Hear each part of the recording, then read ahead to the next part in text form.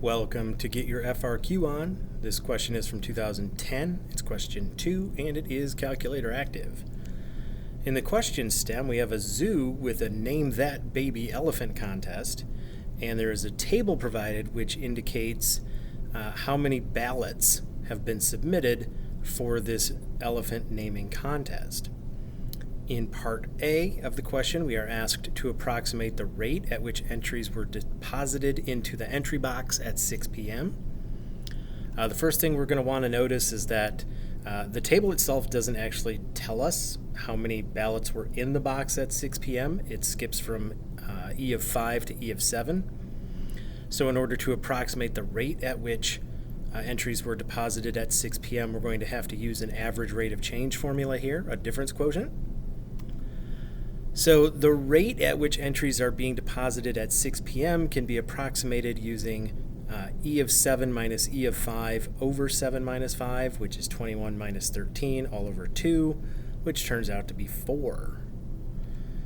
Now, because the data here is in terms of hundreds, E prime of 6 equaling 4 means that really the approximate rate at which entries are being deposited at 6 p.m. is 400 entries per hour. In part B of the question, we are asked to use trapezoids to approximate the integral expression 1/8 the integral from 0 to 8 of E of t dt, and to provide its meaning.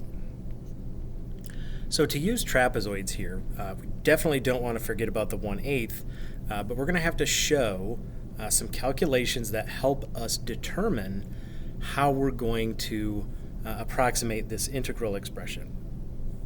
So one of the things that you need to be aware of on a free response question like this is when you are approximating an integral using left-hand rectangles, right-hand rectangles, or trapezoids, or maybe even midpoints, you do need to show somewhere in your work this sort of sum of products, right? And the products in question here would be a width times a height, or in this case, an average height. All right, so we do need to show all this. We have the 1/8 out in front. That's a constant factor. We have to deal with that.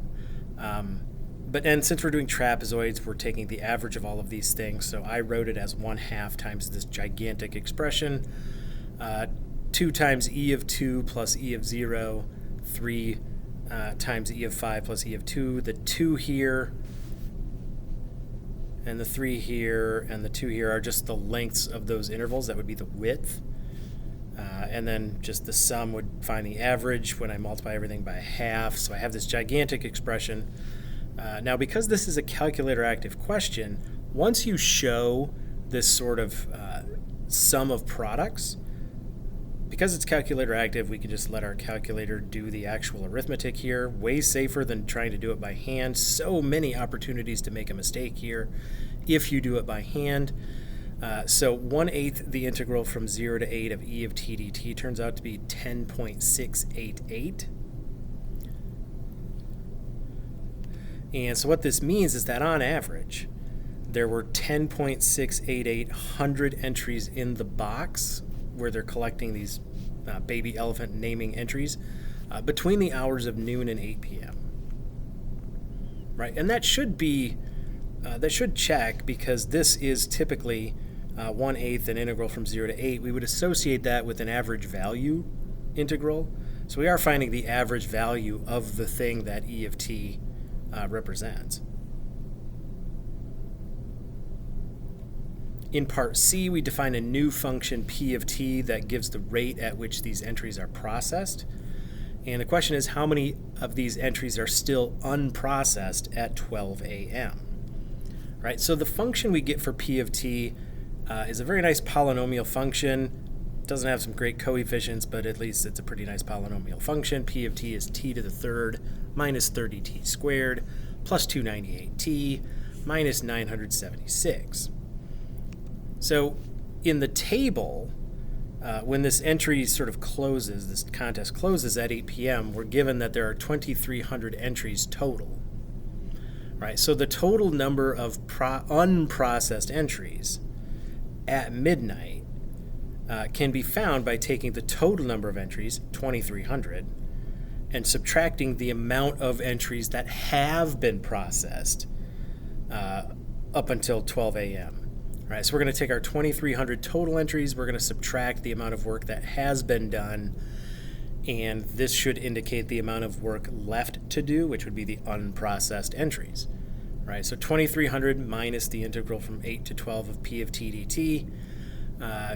Calculator active question, still going to let our calculator do it. It turns out that it's 7, or in this case, because everything's in terms of hundreds, it's going to be 700. So at midnight, 700 unprocessed entries.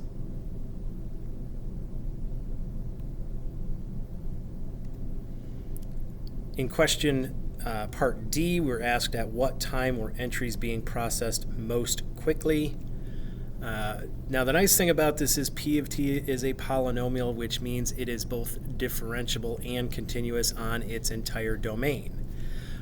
We're trying to figure out when something is happening most quickly, which means we're kind of optimizing here. Optimizing means we're looking for a maximum or minimum, which means we're going to be using the extreme value theorem here. Right, so any maximum for P of t, we know has to occur at either an endpoint, so that's t equals 8 or t equals 12, or some t value in between 8 and 12 where p prime of t is equal to 0. We generally don't need to consider the possibility that p prime is undefined. P is a polynomial. Its derivative is defined everywhere. There is nowhere where this is going to be undefined and might lead to some other quirky behavior that could cause a maximum or minimum.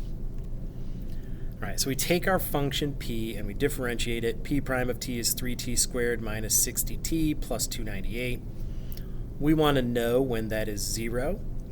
And again, this is a calculator active question, so if we use our calculator, we should be able to find the two solutions here. They do both turn out to be positive. It would have been nice if one was negative because it would not have been a feasible solution, but there's two of them. Either way, t equals 9.183507. Now, I'm going to call this value a, capital A, and the reason I'm going to do that is I really don't want to keep writing that decimal. You'll also notice that my decimal goes 6 digits beyond the decimal point. And the reason I'm doing that is the final answer needs to be correct to 3 decimal places, either by rounding or truncating.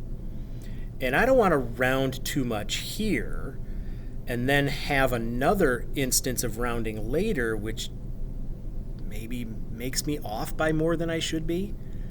Because even if I don't catch it, even if it's real close, I could still lose a point or not be awarded some point at the end because my decimal was just a little bit too much off.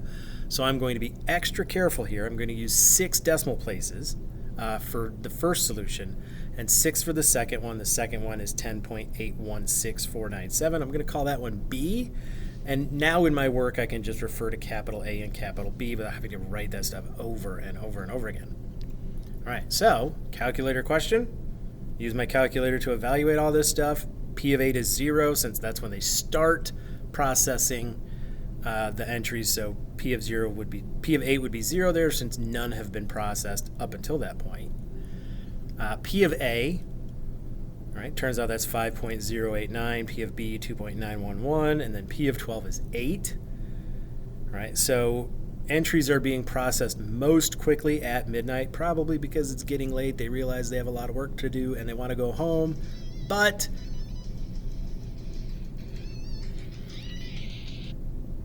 not going to be an issue here. You don't have to write that in your answer or anything. So just midnight.